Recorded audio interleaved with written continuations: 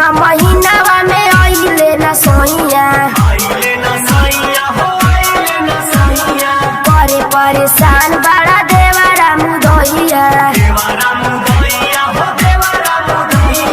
रगरे गुलाल दुनु गलिया में रंग हदर हदर डालतावे चोलिया में रंग हदर हदर डालतावे चोलिया में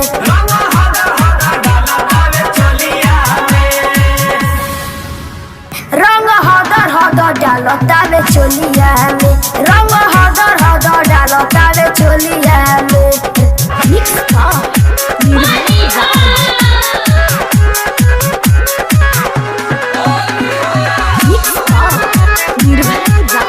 mix by music by recording studio थाने।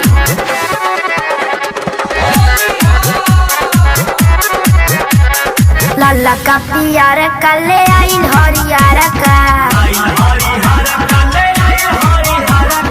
एके में मिला के कहे रंग देम दिया रखा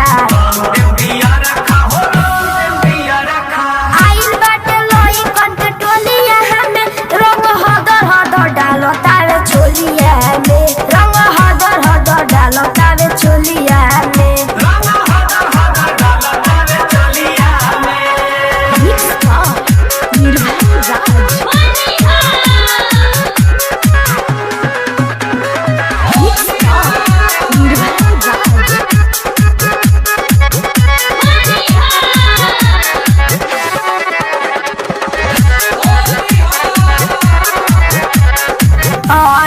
बाबूले आइले पिचकारी